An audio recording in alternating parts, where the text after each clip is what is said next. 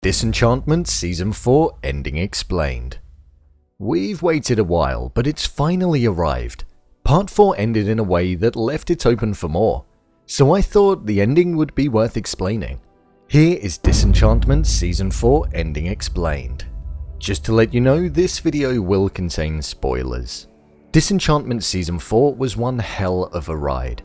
Starting with Bean in hell and Lucy in heaven, it finished with Bean deep within the ocean with what seemed to be her true love falling deeper and deeper. So what did it mean? Well, in the final episode of the season, we saw Bean drink some of the goo that unleashes all sorts onto the consumer.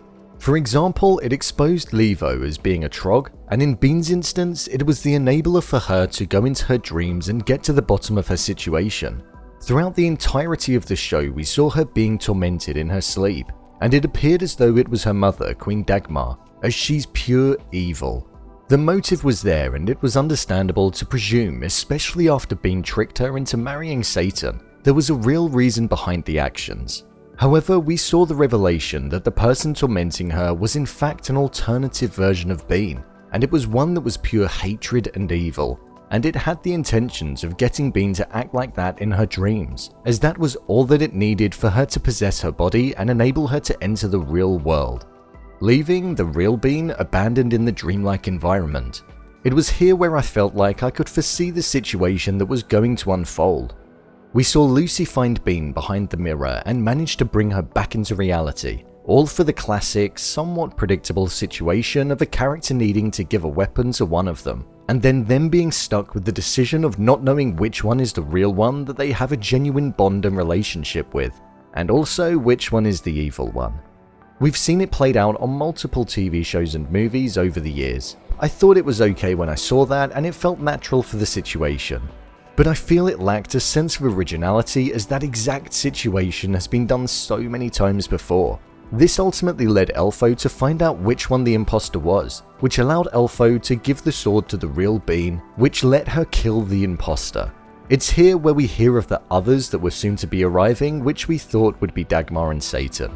Bean tried to style it out by making out that she was the imposter to Dagmar and Satan upon their arrival, but it didn't take much for Dagmar to catch onto it and ultimately led her to throw her daughter off the top of the castle after she got knocked out whilst backing away. We see two things from here. We see Bean sinking deeper and deeper to the bottom of the ocean, where ultimately her savior on multiple occasions throughout the show, Mora, arrives, and they have a romantic kiss before the show finishes and it cuts to black. This shows that Bean is definitely not dead. We've seen glimpses of just how powerful Bean is. She has the ability to heal people, which I imagine she can do on herself, even if it's subconsciously. And we've seen how powerful she was in her dreamlike state. I feel we're only touching the surface of the capabilities that she holds, and I think more will come to fruition in Season 5 when she tries to reclaim Dreamland. Dagmar states that she doesn't care that Bean is dead, and she's holding the head of the imposter, who it looks like is going to be made out to be Bean in the new season. We know that heads can be reattached in this world, so we'll see what happens with that. There was also a post-credit scene at the end of this season.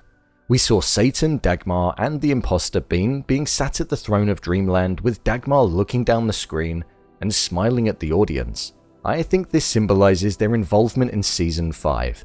I think she's going to rule over Dreamland with Satan alongside her, and they're going to use the imposter Bean to their advantage. We already see the fire next to them on the throne, which I think highlights that hell is going to break loose on Earth with them sitting at the throne of Dreamland. Elfo, Lucy, and the rest of the gang are none the wiser that this has even actually happened, as they left the room before Satan and Dagmar arrived, so I'm intrigued to see how this is going to play out in the new season.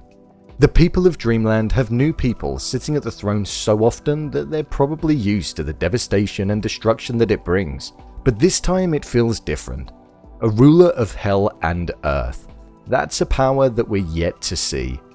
I'm excited to see what it brings.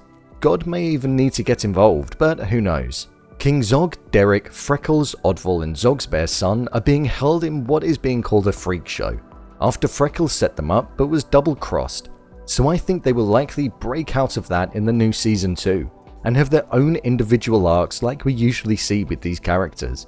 Zog has broken out of an asylum and many other dangerous situations over the years, so it'll be interesting to see how he manages to get them all out of that. I think that will be sorted out quite early on in the new season for certain.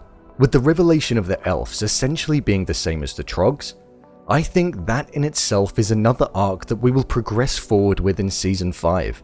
I think all of Dreamland are potentially going to have to come together to defeat Satan and Dagmar, and if that's what it takes, it will make for some great viewing. I really can't wait to see how all of this unfolds and progresses into the next season. What did you think of Part 4? Leave a comment down below, and don't forget to subscribe. I'll see you next time.